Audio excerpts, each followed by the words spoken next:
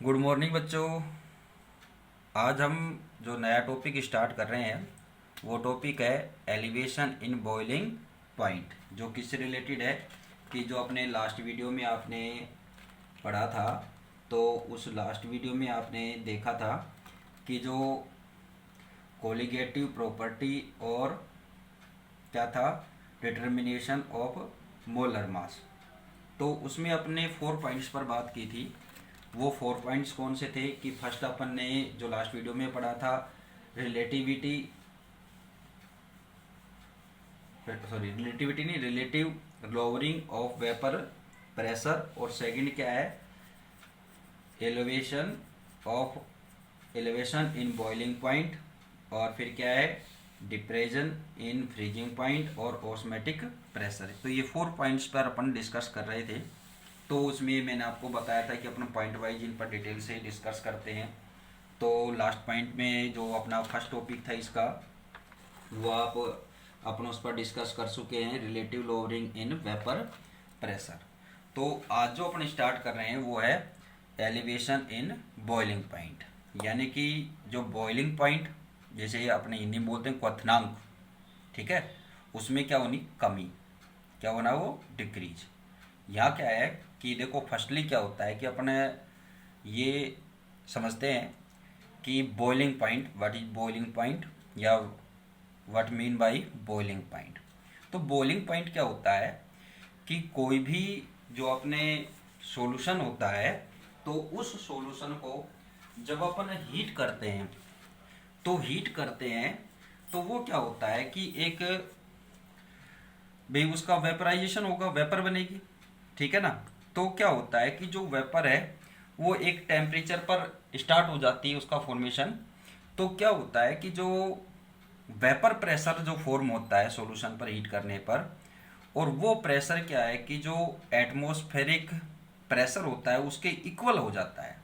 यानी कि क्या है कि अपनी एक सिंपल सी बात करें कि जब किसी भी लिक्विड को अपन हीट करते हैं तो वो एक डेफिनेट टेम्परेचर पर क्या होता है कि वेपराइज होता है, तो उसका एक वेपर प्रेशर होता है। और उस प्रेशर पर क्या है कि जो वेपर प्रेशर है वो किसके इक्वल हो जाता है कि जो एटमॉस्फेरिक प्रेशर है, यानी कि जो वायुमंडलीय दाब है, और जो इसका वेपर प्रेशर वो क्या हो जाए, इक्वल हो जाए, ठीक है। तो उस कंडीशन में वो क्या होगा, उसका बॉइलिंग पॉइंट होगा, ठीक है ना। कि ये एक वो टेम्परेचर पॉइंट है जिस पर वेपर प्रेशर और क्या है,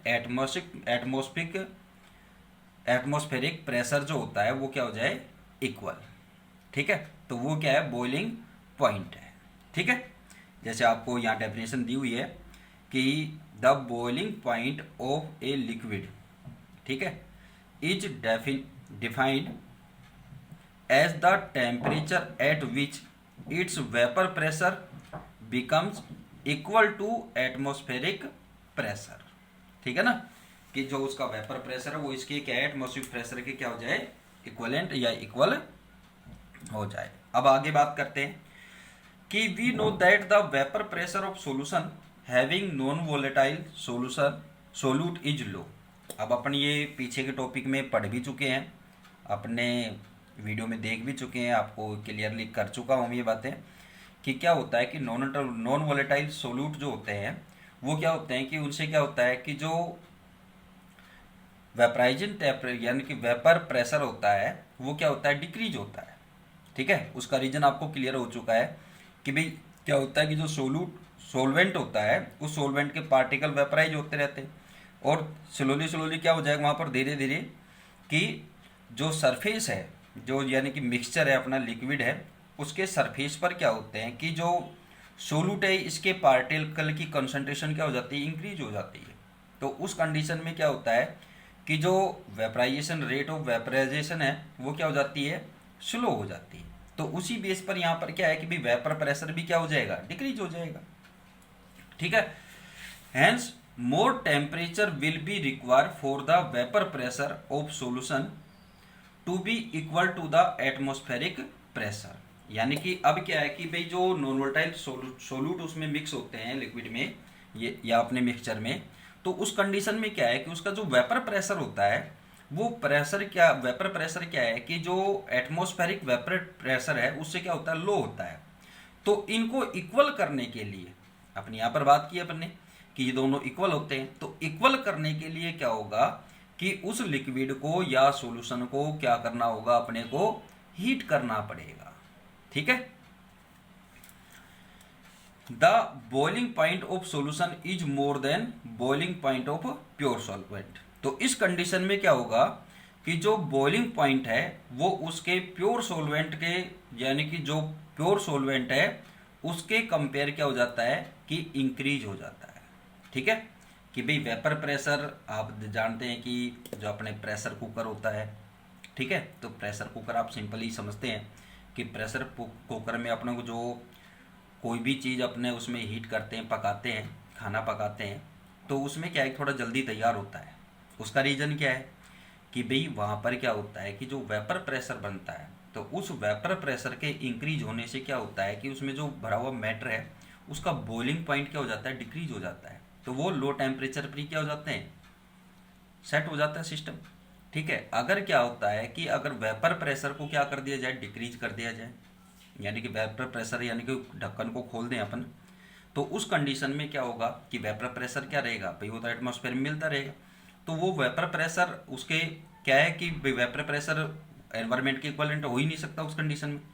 तो उस कंडीशन में क्या रहेगा कि उसका बॉइलिंग पॉइंट बढ़ जाता। तो यही बात यहाँ पर है कि क्या होगा यहाँ पर कि भाई जब अपने नॉन वोलेटाइल सोल्यूट इसमें मिक्स करते हैं तो वेपर प्रेशर डिक्रीज हो जाता है। ठीक है। तो क्या है कि वेपर प्रेशर और एटमॉस्फेरिक जो प्रेशर होता है, जो अपने वायुमंडलीय दाब है, उसको इक्वल करने के लिए क्या होता है कि उसको टेम्परेचर देना पड़ेगा। ठीक है, उसको हीट करना पड़ेगा। तो इस कंडीशन में क्या कह सकते हैं अपने कि जो प्योर सोल्यूट है, सोलवेंट, जो प्योर सोलवेंट है उसके कंपेयर क्या होगा कि इसका बॉइलिंग पॉइंट इंक्रीज हो जाता है, मोर हो जाता है, अधिक हो जाता है। ठीक है। Represent a graph drown between vapour pressure of solution made by non volatile solute and solvent and temperature and pure solvent. ठीक है। तो इनके बिटवीन जब अपने ग्राफ ड्रॉ करते हैं तो देखिए ये ग्राफ क्या है कि ये तो है सोलवेंट के लिए और ये किसके लिए है, सॉल्यूशन के लिए। तो यहां पर जो कंडीशन है कि इसमें क्या होता है कि if the boiling point of solution is TB for यहां बॉइलिंग पॉइंट है, ठीक है, and boiling point of solvent is TB zero, किससे डिनोटेड कर रहे हैं इसको, टीबी जीरो से। ठीक है ना, ये मैं वैसे लाइन खींच रहा हूं, आप ध्यान रखना कभी आप भी ये करें, ये थोड़ा सा क्या इसके क्लोज में हो गया स्पेस की वजह से। ठीक है। देन तो ये आपके सामने ग्राफ है और इस ग्राफ में जो टेम्परेचर में जो डिफरेंस आएगा, यानी कि जो टेम्परेचर इंक्रीज होगा वो क्या होगा कि इन दोनों टेम्परेचर के डिफरेंस के इक्वल होगा। ठीक है, कि यानी कि जो एवोल्यूशन इन बॉइलिंग पॉइंट है यानी कि डेल टीबी, ठीक है, तो वो क्या है कि टीबी माइनस टीबी जीरो। ठीक है। अब यहां पर क्या है कि जो डेल टीपी टीबी जो है, यानी कि टीबी मीन क्या है कि बॉइलिंग पॉइंट ऑफ सॉल्यूशन। ठीक है, बॉइलिंग पॉइंट ऑफ सॉल्यूशन जो होता है वो क्या होता है कि प्रेशर के क्या होगा, इक्वल प्रोपोर्शनल होता है, डायरेक्टली प्रोपोर्शनल होता है। यानी कि यहां पर क्या है कि अगर क्या है कि प्रेशर इंक्रीज किया जाएगा, प्रेशर को क्या करेंगे, इंक्रीज करेंगे, तो उसका क्या है कि जो सॉल्यूशन है उस सॉल्यूशन का बॉइलिंग पॉइंट भी क्या होता जाएगा, इंक्रीज होता जाएगा। ठीक है। अब बात करते हैं अपने राउले लॉ के according to Raoult law the lowering in vapour pressure of solute is proportional to the mole fraction. ठीक है, कि यहां पर क्या है कि ये जो होगा वो किसके इक्वल होगा, मोल फ्रैक्शन के इक्वल होगा। तो अब अपना राउले लॉ के अकॉर्डिंग यहां पर डिस्कस करेंगे, बात करेंगे। तो यहां पर एक्स बी क्या है कि जो सोल्यूट है उसका मोल फ्रैक्शन और डेल पी क्या है, यहां पर प्रेशर है। ठीक है। तो इसमें क्या है कि भी डेल तो पी है और पी किसके प्रोपोर्शनल है, इसके प्रोपोर्शनल है। तो यहां पर क्या हो जाएगा, del T B proportional X B, यानी कि mole fraction of solution.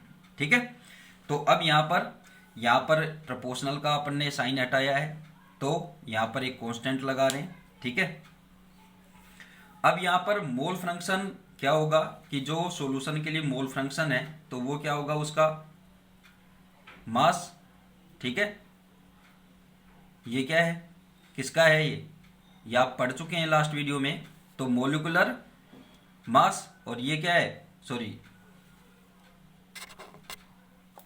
MB क्या है कि मोलिकुलर मास ऑफ सोल्यूट, और डब्ल्यू बी यहां पर किसको डिनोट कर रहा है कि मास ऑफ सोल्यूट।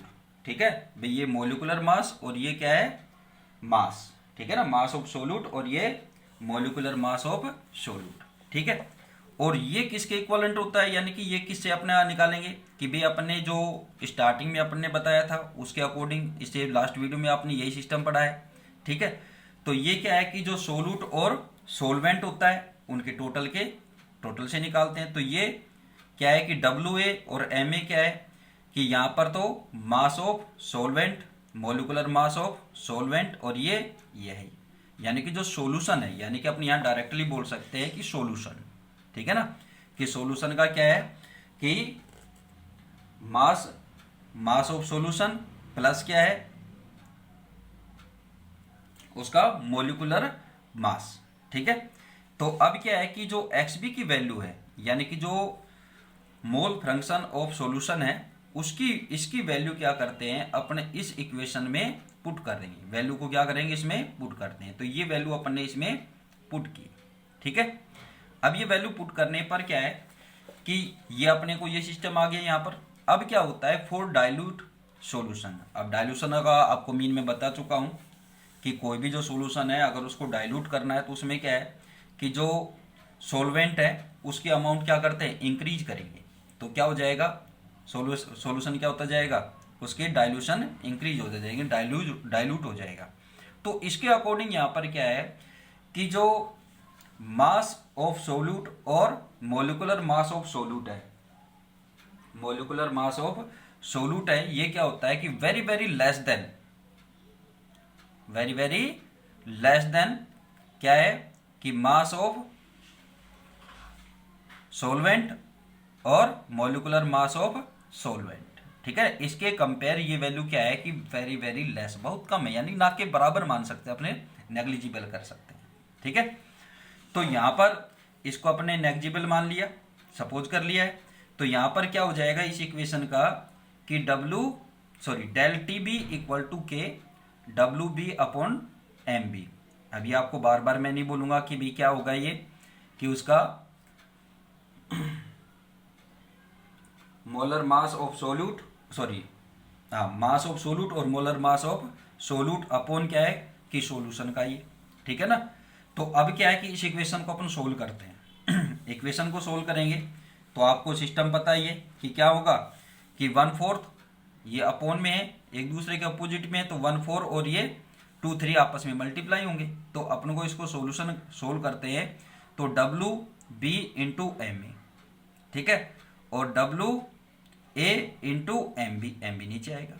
ठीक है, तो ये आपको इससे मिल गया, यानी कि एम यहाँ पर क्या है कि मोलरिटी है। अब देखिए यहाँ पर कि अपन ने के बी डॉट एम लिखा है, तो यहाँ पर एम क्या होता है कि भाई ये जो वैल्यू होती है ये उसकी क्या होती है, मोलरिटी होती है। मोलरिटी मीन क्या होता है कि जो सॉल्यूशन है उस सॉल्यूशन में क्या है कि 1 लीटर सॉल्यूशन यानी कि 1000 ml 1 लीटर सॉल्यूशन मीन या क्या बोल सकते हैं उसको 1000 ml 1 लीटर या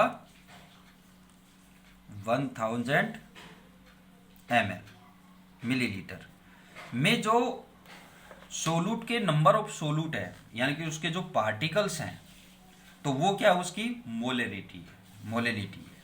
ठीक है, तो यहां पर आप इससे क्या है कि भाई इस इक्वेशन में ये किसके इक्वल है, मोलरिटी के है, तो मोलरिटी हो गई है। ठीक है, तो अब ये वैल्यू इसमें पुट कर दी। एम क्या है कि मोलरिटी ऑफ सॉल्यूशन है और के बी क्या है कि मोलर एलिवेशन कांस्टेंट है। ठीक है, ये तो क्या है कि भाई जो अपने कांस्टेंट लगा रही है तो क्या होता है, कांस्टेंट ही होती है। ठीक है ना, कि जिनकी वैल्यू क्या है कि एक फिक्स होती है। ठीक है, अब ये तो आ गया इससे अपन ने इक्वेशन से कि जो उसका बॉइलिंग पॉइंट है उस बॉइलिंग पॉइंट में क्या चेंज हुआ है। ठीक है ना, तो वो कितना इंक्रीज हुआ है वो अपनी इस इक्वेशन से निकाल सकते हैं। ठीक है, भी अपने पास उसकी मोलिलिटी का पता हो तो अपन उससे बता सकते हैं। अब क्या होता है कि इसी बेस पर क्या होता है कि relationship between elevation in boiling point and molecular mass of non volatile solution. अब इस बेस पर क्या है कि इनके बेस पर अपने नेक्स्ट इस पर बात करेंगे, इसी टॉपिक से रिलेटेड है ये भी, कि इनके बीच क्या है कि रिलेशनशिप को आपको शो करना है। तो अभी अपन ने वी नो दैट मीन क्या है कि अभी आपने ये इक्वेशन अभी अभी निकाली, अपनी कैलकुलेट की है। ठीक है, और molality of solution m equal to क्या होता है कि जो मास ऑफ सोल्यूट, ठीक है, अपॉन क्या होता है mass of molar mass of solute and mass of solvent. ठीक है, तो ये क्या है इनटू 1000, या तो यहां लिख सकते हो आप 1000 या यहीं इसके साथ आप लिख सकते हैं। ठीक है, तो ये क्या है मोलिलिटी ऑफ सॉल्यूशन जो मैंने अभी आपको बताई थी। ठीक है, अब इससे आगे क्या होता है भी, अब इस इक्वेशन को अपन सोल्व करते हैं, यानी कि m की वैल्यू जो अपन ने ये इक्वेशन यहां पर निकाली, यानी कि m की वैल्यू बताई है, तो m की वैल्यू इस इक्वेशन में पुट करेंगे। ठीक है ना, भी डेल टीबी इक्वल टू के बी डॉट एम में। ठीक है, यानी कि ये क्या है मोलिलिटी है, तो मोलिलिटी किसके इक्विवेलेंट होती है, इसके इक्विवेलेंट होती है, तो ये वैल्यू यहां पर पुट करेंगे। ठीक है, ये वैल्यू अपन ने यहां पर पुट की। ठीक है, अब ये वैल्यू यहां पर पुट करने के बाद क्या है कि आपने जो सॉल्यूशन किया वो कर दिया आपने। ठीक है, कि अब क्या निकालने अपने को यहां पर molecular mass of solute calculate करना है। इस इक्वेशन से देखिए आप WB यानी कि मास ऑफ सोल्यूट कर सकते हैं calculate, molar mass of solute ये कैलकुलेट कर सकते हैं, इसके अलावा मास ऑफ सॉल्वेंट कैलकुलेट कर सकते हैं। ठीक है, TB कैलकुलेट हो ही रही है इससे, तो आप इसमें जो भी सिंबल है इनकी सबकी वैल्यू कैलकुलेट कर सकते हैं। ठीक है, तो अब अपने को क्या है कि अपने को किसकी कैलकुलेट करनी है यहां पर मोलिकुलर मास ऑफ सोल्यूट को क्या है कैलकुलेट करना है। तो इस फॉर्मूले से आप क्या करेंगे, इसको क्रॉस मल्टीप्लिकेशन करेंगे। तो क्रॉस मल्टीप्लिकेशन करेंगे तो उस कंडीशन में क्या हो जाएगा कि भी ये TB किसके नीचे आएगा, इसके नीचे, क्योंकि दोनों कांस्टेंट हो जाएंगे। तो ठीक है, फिर इनटू क्या बच गया अपने पास WB यानी कि मास ऑफ सोल्यूट और अपॉन WA आएगा बेटा, मैंने थोड़ा सा यह करेक्शन करना है।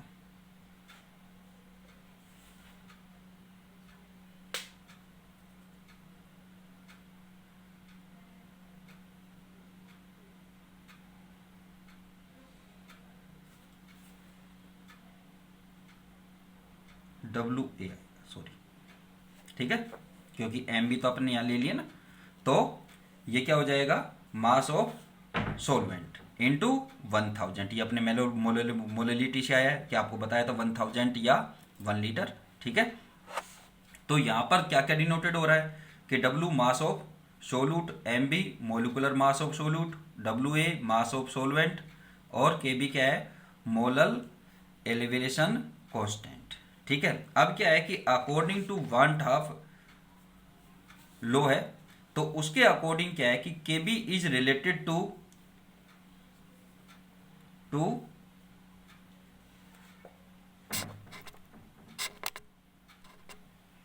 Latent heat.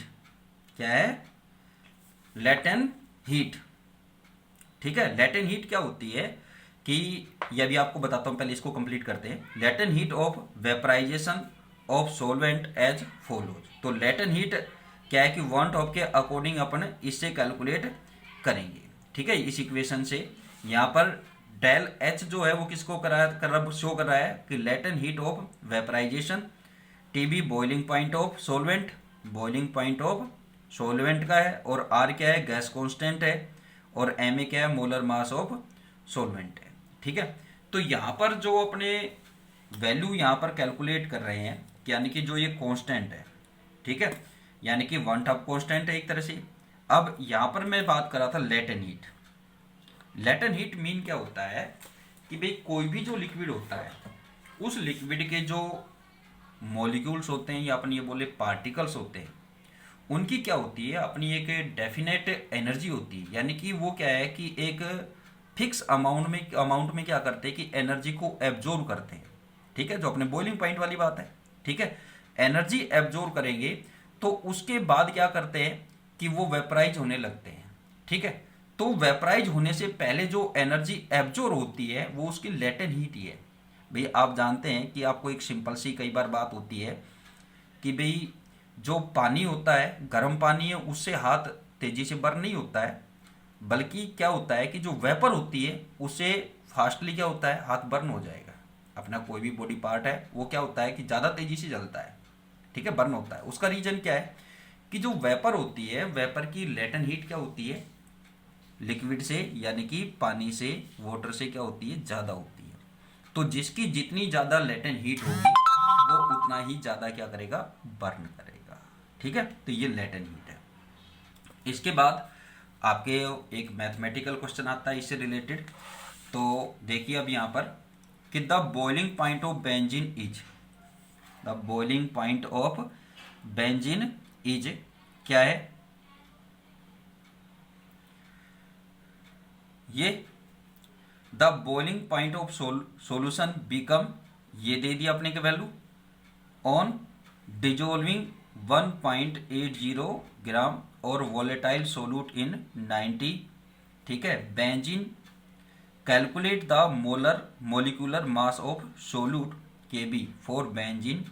ठीक है, बेंजीन के लिए जो Kb की वैल्यू वो क्या होती है कि ये अपने को ऑलरेडी दी हुई है 2.53 के किलोग्राम पर मोल, केल्विन। K4 क्या है, केल्विन किलोग्राम पर मोल। अब आपको क्वेश्चन में जो जो वैल्यू दी हुई है उसको अपन पहले क्वेश्चन पढ़ते चलते हैं और उनको लिखते हैं। तो क्या है कि आपने ये वैल्यू देखी, ये क्या है भाई, फर्स्ट तो अपने लिखा है Kb की वैल्यू, जो बेंजीन का क्या है कि बॉइलिंग पॉइंट, एक तरह से Kb value, sorry boiling point नहीं। ठीक है, ये इतनी दे दी अपने को। फिर अपने को दिया है Tb0 यानी कि जो बॉइलिंग पॉइंट ऑफ सोल्यूशन है, बॉइलिंग पॉइंट ऑफ सोल्यूशन है,